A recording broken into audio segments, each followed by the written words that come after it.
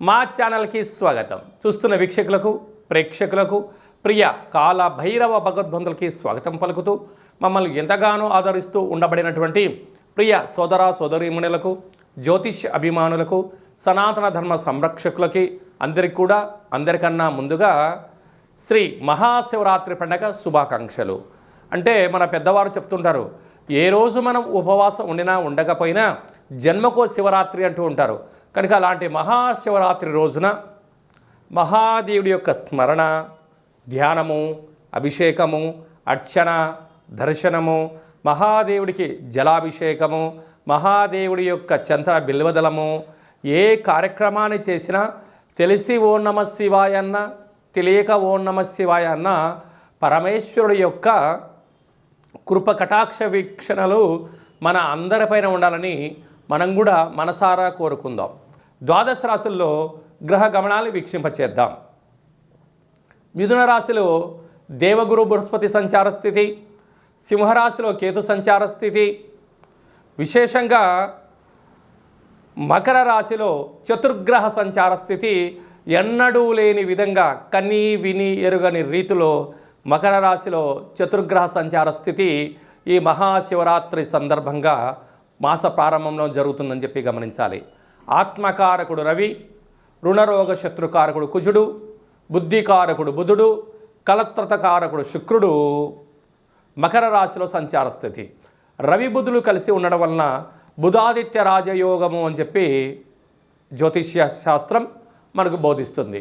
కుంభరాశిలో రాహు సంచార స్థితి, మీనరాశిలో శని సంచార స్థితితో ద్వాదశ రాశుల్లో గ్రహ గమనాలు ఈ విధంగా ఉన్నాయి. వృషభ రాశి వారికి మహాశివరాత్రి సందర్భంగా, మాఘ పూర్ణిమ సందర్భంగా, ఆదివారము పుష్యమి నక్షత్ర సందర్భంగా స్వల్పమైన దీపాన్ని పెట్టుకోవడం వలన గ్రహయోగం అద్భుతంగా ఉన్నప్పుడు గ్రహ ఐశ్వర్యాన్ని పొందుతూ గ్రహాలలో ఉండబడినటువంటి యోగాన్ని ఎలా పొందాలో ఈ వీడియోలో సవివరంగా సంపూర్ణంగా తెలుసుకుందాం.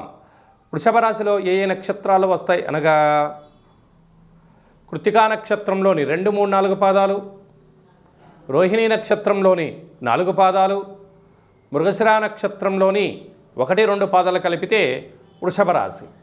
రాశాధిపతి శుక్ర భగవానుడు. వీరికి విశేషంగా 2వ స్థానంలో గురు సంచార స్థితి అనేటువంటిది చాలా అద్భుతంగా ఉంది. అర్ధాష్టమకేతు భాగ్యస్థానంలో చతుర్గ్రహ సంచార స్థితి. భాగ్యస్థానం అనగా వివాహమైన దంపతులు ఆ గృహస్థాశ్రమ జీవితము, ఐశ్వర్యము, భోగభాగ్యము, రాజయోగము, రాజసన్మానము, రాజదర్పణము, గజమాల సన్మానోత్సవము, విదేశీయానము, ఆధ్యాత్మిక తీర్థ ప్రయాణ కార్యక్రమాలలో అద్భుతమైనటువంటి రాజ గౌరవ సన్మానాలు పొందేటువంటి శుభ సమయం. కాకపోతే ప్రేమికులు చాలా జాగ్రత్తగా ఉండాలి. భార్యాభర్తల మధ్య అన్యోన్యత అవసరం. ఒకరిపైన ఒకరు ప్రేమానురాగాలు అవసరం. ఏదైనా కూడా అనురాగమే జీవిత లక్ష్యంగా ఉండాలి. అపోహలకు తావివ్వద్దు. కారణం ఏమనగా రవి భగవానుడు శత్రుస్థానంలో ఉండడం, అక్కడే కుజుడు ఉండడం, అక్కడే బుద్ధికారకుడు బుధుడు ఉండడం వలన కొన్ని విషయాలలో దాంపత్య గృహస్థాశ్రమ జీవితాలలో మాట్లాడేదంతా కూడా నిజము కాదు, వినేదంతను కూడా సత్యము కాదు. కొన్ని చూపులు కూడా అసత్యాన్ని కలిగిస్తాయి.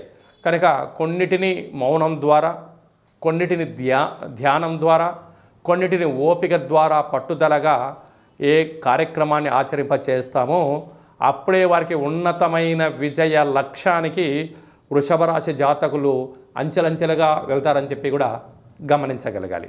అదే కాకుండా విశేషంగా మాఘ పూర్ణిమ సందర్భంగా, ఆదివారం రోజు పుష్యమి నక్షత్ర సందర్భంగా తెల్ల జిల్లేడు యొక్క వృక్షం దగ్గర ఆవ నూనెతో దీపం పెట్టడం, విశేషమైనటువంటి కొబ్బరికాయను, నారికేలాన్ని నైవేద్యంగా పెట్టడం, తెల్ల జిల్లేడు పుష్పాలు తెల్లగానే ఉంటాయి.